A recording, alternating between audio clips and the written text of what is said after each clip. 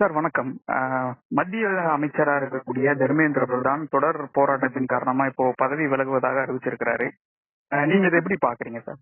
அவர் ராஜினாமா செய்திருப்பது இந்த மாணவர்களுடைய போராட்டத்தில் கிடைத்திருக்கிற ஒரு வெற்றி, முதல் கட்ட வெற்றி. இது பாஜக அரசை தூக்கி எறிவதை போய் முடியும் இந்த வெற்றி.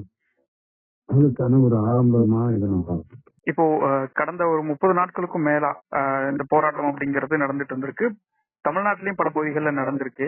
இப்ப இவருடைய இந்த ராஜினாமா அப்படிங்கிறது இந்த இளைஞர்கள் போராட்டத்திற்கு கிடைச்சிருக்க வெற்றியா பார்க்கப்படுது. இது வந்து மத்திய அரசு வந்து இறங்கி வந்திருக்காங்க அப்படின்னு எடுத்துக்கலாமா, இல்ல அவங்க சறுக்கி இருக்கிறாங்க அப்படின்னு புரிஞ்சுக்கலாமா? நீங்க இதை எப்படி பாக்குறீங்க? இது மத்திய அரசு பணிந்திருக்கிறது என்றுதான் நான் பார்க்கணும். அதாவது ஒரு பெரிய பலம் வாய்ந்த அரசாக, யாராலும் வெல்லவே முடியாத ஒரு அரசாக, வீட்டவே முடியாத ஒரு பிரதமராக திரு நரேந்திர மோடி அவர்கள் பார்க்கப்பட்டார். ஆனா இது எல்லாமே மாயை தான். மாணவர்களுடைய நியாயமான போராட்டம் எழுந்தால் அதுக்கு இவர்கள் முகம் கொடுத்துதான் ஆக வேண்டும், பணிந்துதான் ஆக வேண்டும் என்ற ஒரு நிலை இன்னைக்கு உருவாகிருக்கிறது. இதுதான் நம்முடைய அரசமைப்பு சட்டத்துடைய பலம். இது ஒரு சர்வாதிகார அரசு இங்க இல்லை. அதை நீங்க ஒரு ஜனநாயக முறையில தான் ஆட்சி நடத்த முடியும். அந்த முறையை நீங்க எவ்வளவு வளர்ச்சி திருப்பியாலும், அதை எப்படி மாற்ற முயற்சி பண்ணாலும் அது உங்களை இந்த நிலைக்கு கொண்டு வரும் என்பதற்கு ஒரு உதாரணம். அதனாலதான் என்ன பண்றாங்கன்னா, இவங்க எப்படியாவது இந்த அரசமைப்பு சட்டத்தை காலி பண்ணணும்னு பாக்குறாங்க. அதை பண்றதுதான் இப்ப 3/2 பங்கு மெஜாரிட்டி நமக்கு ஆட்டோமேட்டிக்கா வர்ற மாதிரி மறுசீரமைப்பை கொண்டு வந்து அங்க ஹிந்தி பேசுற ஒரு 4 மாநிலத்தில் மட்டும் ஜெயிச்சுக்கிட்டு, அவங்க ஏதாவது இந்து முஸ்லீம்னு கலத்து விட்டு அவங்க ஓட்டை வாங்கிட்டு அவங்க மட்டும் ஜெயிச்சுட்டாங்கன்னா இவங்க ஆட்சி அமைச்சிடலாம், நம்ம என்ன வேணாலும் செய்யலாம் என்ற ஒரு நிலையை உருவாக்குறாங்க. அதுக்கெல்லாம் முன்ன இன்னைக்கு ஒரு பெரிய எச்சரிக்கை மணி அவர்களுக்கு அடிக்கப்பட்டிருக்கிறது. நம்ம இஷ்டம் போல ஆள முடியாது. அதுபோல இது உச்ச நீதிமன்றத்துக்கும் ஒரு செய்தியை சொல்லுது. ஏன்னா உச்ச நீதிமன்ற தலைமை நீதிபதி தான் ஒரு வழக்கை விசாரிக்கும் போது இந்த மாதிரி வேலை இல்லாதவங்க எல்லாம் ஆர்டிஐ ஆக்டிவிஸ்ட் சொல்லிக்கலாம், அவங்க எல்லாம் காக்ரோச்சஸ் மேல பெருக்கிட்டானுங்க, அவங்க எல்லாம் இந்த சமூகத்துடைய ஒட்டுண்ணிகளாக இருக்கிறார்கள் அப்படின்னா அவர் விமர்சிச்சார். அதுக்கு ஒரு எதிர்வினையா தான் இந்த காக்ரோச் ஜனதா பார்ட்டின்னு இந்த பார்ட்டியை அவர் லான்ச் பண்ணார் ஒரு இன்ஸ்டாகிராம். அது இன்னைக்கு ஏதோ சோசியல் மீடியா தானே இது, இன்ஸ்டாகிராம் தானே இது, என்ன அவங்க செஞ்சிட முடியும்னு முதல்ல நினைச்சாங்க. அங்க ஜந்தர் மந்தர்ல உட்கார்ந்ததும் அப்ப கூட அவங்க பெருசா அதை பொருட்படுத்தல. அந்த கூட்டம் பெருக பெருக அவங்களுக்கு கொஞ்சம் இது என்னடா வேற மாதிரி போகுதுன்னு பார்த்தாங்க. 20ஆம் தேதி பேரணி, அவங்களே அந்த ஆர்கனைசேஷன் கூட ஒரு 20,000 பேர் வருவாங்கன்னு தான் எதிர்பார்த்தாங்க, அப்படி சொன்னாங்க. ஆனா பாத்தீங்கன்னா 1,00,000 பேருக்கு மேல வந்துட்டாங்க. இது அரசாங்கமே எதிர்பார்க்கல, அங்க இருக்கவங்களும் எதிர்பார்க்கல. இது ஏன்னா இன்னைக்கு மாணவர்கள் இளைஞர்கள் அந்த அளவுக்கு இந்த அரசாங்கத்தால பாதிக்கப்பட்டிருக்காங்க. வேலையே கிடையாதுங்க. வேலையின்மைங்கிறது அதிக அன்எம்ப்ளாய்மெண்ட் மிகப்பெரிய பிரச்சனையான மாதிரி இருக்கு. ஒவ்வொரு குடும்பமும் தன்னுடைய உபரியை எல்லாத்தையும் போட்டு இன்வெஸ்ட் பண்ணி தான் தன் பிள்ளைக்கு ஒரு கல்வியை கொடுக்குறாங்க. அந்த கல்வியை பெறுவதற்கே எவ்வளவு கஷ்டம் பாக்குறீங்க. அவங்க அத்தனை நுழைவு தேர்வு எழுதணும், இத்தனை பாதி தேர்வு எழுதணும், எத்தனை தேர்வு எழுதணும், தேர்வு மேல தேர்வு எழுதிக்கிட்டே இருக்கணும். அது ஸ்கூல்ல காலேஜ்ல படிச்சா போதாது, அதுக்கப்புறம் கோச்சிங் சென்டர்ல படிக்கணும். இப்படி ஒட்டுமொத்தமான குடும்பத்துடைய எல்லா வருமானத்தையும் அது உள்ளார இன்வெஸ்ட் பண்ணி அப்படி படிக்க வச்சதுக்கு பிறகு அவன் வேலை இல்லாம தான் தெரியணும். இது மாதிரி ஜொமேட்டோ மாதிரி ஸ்விக்கிலையும் போயிடணும், டெலிவரி பாய்களாக என்ஜினியரிங் படிச்சவன் போயிருக்கான், எம்பிஏ படிச்சவன் போயிட்டு இருக்கான்னா இது யாரோட இதுங்க? அவருடைய தலைவிதியா?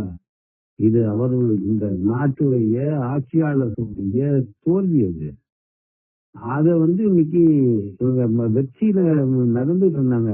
இன்னும் எல்லாரையும் நம்ம அடக்கி ஒடுக்கிட்டோம், எல்லா நிறுவனங்களையும் கைப்பற்றிட்டோம், உச்ச நீதிமன்றமும் நமக்கு ஆதரவா இருக்குது, தேர்தல் ஆணையமே நம்முடைய கைப்பாவை ஆயிடுச்சு, இன்னுமே எல்லா தேர்தலும் நம்ம தான் ஜெயிக்க போறோம் என்று நம்மளை அகற்றவே முடியாதுன்னு அகந்தையில இருந்தாங்க. நீங்க பாருங்க, அவங்களுடைய அகந்தையெல்லாம் சரிஞ்சிருக்கு. தர்மேந்திர பிரதான் ராஜினாமா வாங்குறது தர்மேந்திர பிரதானுடைய மட்டும் தோல்வி மட்டும் கிடையாதுங்க, திரு நரேந்திர மோடி அவர்களுடைய மிகப்பெரிய தோல்வி. போன நாடாளுமன்ற கூட்டத்தொடர்ல ஒரு தொகுதி மறுசீரமைப்பு மசோதா கொண்டு வந்து தோல்வி அடைந்தார். அந்த தோல்வி அடைஞ்சதுமே அதுக்கான அறிகுறி தென்பட ஆரம்பித்து விட்டது. அப்ப என்ன பண்ணாங்கன்னா உடனே திரிணாமுல் காங்கிரஸோட எம்பிகள் எல்லாம் உடைச்சு, இந்த பக்கம் உத்தவ் தாக்கரே எம்பிகள் எல்லாம் உடைச்சு அவருடைய சின்ன பின்னப்படுத்தி ஏதோ அவங்க வந்து பெரிய சாதனை செய்து விட்ட மாதிரி நரேந்திர மோடி அரசு நினைச்சது. இந்த கூட்டத்தொடர்ல எப்படியாவது இதெல்லாம் பாஸ் பண்ணிடுவோம், பாஸ் பண்ணி காட்டுறோம் என்று சவால் விட்டது போல செய்தார்கள். இன்னைக்கு என்ன ஆகுதுங்க, இன்னைக்கு எந்த நிலைக்கு போய் நிக்கிறாங்கிறத பார்க்கணும். 2 மாசம் கூட ஆகல இந்த போராட்டம் துவங்கி. இதுக்கு அவங்க ஒன்னும் ஒரு ஆர்கனைஸான பார்ட்டி கிடையாது, கிளைகள் கிடையாது, உறுப்பினர்கள் கிடையாது. இன்னைக்கு எவ்வளவு இந்தியா முழுக்க நீங்க எந்த கட்சி, ஒரு பெரிய தேசிய கட்சி கூட இந்த மாதிரி ஒரு போராட்டத்தை நடத்த முடியாது. அவ்வளவு பெரிய தன்னெழுச்சியான போராட்டம் எல்லா இடத்துலயும் நடக்குதுன்னா அதுக்கு காரணம் வந்து அவங்க கரெக்டான பிரச்சனையை கையில் எடுத்தாங்க, சரியான கோரிக்கையை முன் வச்சாங்க. எல்லாரும் சொன்னவங்க கூட சொன்னாங்க, என்ன வெறும் தர்மேந்திர பிரதான் ராஜினாமாவோட நிறுத்திக்கிட்டு சரியா இருக்குமா அப்படின்னு. ஆனா ஒரு போர்க்களத்துல முதல்ல வந்து எட்டக்கூடிய இலக்கு ஒன்று வேணும் நமக்கு. இப்ப பாருங்க, இந்த சிஜேபிய வந்து பின்தொடர்ந்தவங்க எல்லாரும் இன்னைக்கு மிகப்பெரிய வெற்றி வீரர்களா ஆயிட்டாங்க இல்லைங்களா. டிக்கேங்கிற ஒருத்தர் 3 மாசத்துக்கு முன்ன யாருன்னு தெரியாது நமக்கு யாருன்னு. இன்னைக்கு கூட வந்து எல்லாருக்கும் தெரியும்னு சொல்ல முடியாது. ஆனா இன்னைக்கு இங்க இருக்கிற மிகப்பெரிய தலைவர்கள் கூட சாதிக்க முடியாத சாதிக்க. இப்போ கூடுதலா இன்னும் சில டிமாண்ட் எல்லாம் இருக்குது. அவங்க சொல்லும் போதே இன்னைக்கு சொல்லியிருக்காரு டிக்கே, இந்த மாதிரி எங்களுடைய மற்ற கோரிக்கைகள் நிறைவேற்றப்படணும், அது வரைக்கும் போராட்டம் தொடரும்னு சொல்லியிருக்காரு. அப்ப அந்த கோரிக்கைகள் நோக்கியும் இவங்க வருவாங்க, மத்திய அரசு இறங்கி வரும்னு நீங்க நினைக்கிறீங்களா?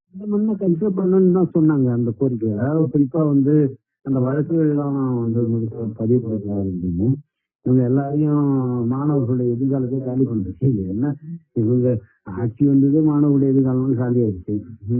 இப்ப இவங்க என்ன புதுசா வேலை கொடுப்பாங்க. ஆனா அவங்கள வந்து எல்லாரையும் கேஸ போட்டு அவனும் வேலைக்கு போக விட மாட்டுவோம் அப்படின்னு சொல்லி நடத்துறது, அவங்கள சிறையில போட்டுவோம், என்எஸ்ஏவை இன்னொரு பண்றோம்னு சொல்லி இன்னும் ஒரு வேடிக்கை, ஒரு தமாஷை. அவங்க கட்சியாக ஒரு ஆள் போய் இவங்களை என்ஐஏ நடவடிக்கை போய் கோர்ட்ல கேஸ் போடுறாரு. நேஷனல் இன்வெஸ்டிகேட்டிவ் ஏஜென்சி இதை பத்தி விசாரிக்கணும். நேஷனல் இன்வெஸ்டிகேட்டிவ் ஏஜென்சி எந்த வழக்குக்கு போகணுங்கிறதுக்கு அதுக்கு ஒரு இது இருக்குங்க. அது போய் இந்த வழக்கு விசாரிக்கணும்னு சொல்லிட்டு ஒரு கோர்ட்டுக்கே போறான். அதை டிஸ்மிஸ் பண்ணாங்க, கோர்ட்டு தள்ளுபடி பண்ணிட்டு போகுது. அந்த நிலைமைக்கு அதையெல்லாம் அவங்க முயற்சி பண்ணி பார்த்தாங்க, எப்படியாவது இவனோட எல்லாரையும் பிடிச்சி இவனோடலாம் பயங்கரவாதிகள், தேச விரோதிகள் ஆக்குறாங்க. அவங்க வேற எதுவுமே பண்ணீங்க. அதனாலதான் எந்த கட்சிக்காரங்க அவங்க கூட போனோம், ஆதரவு தெரியும், அவங்கள விசாரித்தோம். யாரையும் அவங்க ஸ்டேஜ்ல இருக்கல, அவங்க யாரையுமே பேச விடல. அவங்க சொல்லிட்டாங்க, இது வந்து எந்த அரசியலுக்கும் நேரடியா அரசியல் கட்சிகளுக்கு இங்க கொடுக்க, நீங்க ஆதரிக்கிறீங்களா ரைட்டு நன்றி, ஆனா நீங்க போய் எம்பிங்கிற பார்லிமெண்ட்ல போடுறீங்க, அங்க நீங்க உங்க இதுல கட்சி சார்பா செய்யுங்க அப்படின்னு சொல்லிட்டாங்க. அவங்க உறுதியா இருந்தாங்க. அவங்க எந்த இதுக்குள்ள அறியல. இவன் போலீஸ் அடிக்க வந்தா தேசியம் போடுறாங்க. அவங்கள போய் இவன் என்ன சொல்றான், பயங்கரவாதி, தேச விரோதிங்களா, என்ன கொடுமை பாருங்க. மிக்க மிக்க நன்றி சார், உங்க நேரத்தை எங்களுக்கு ஒதுக்குனதுக்கு மிக்க நன்றி சார். நன்றி.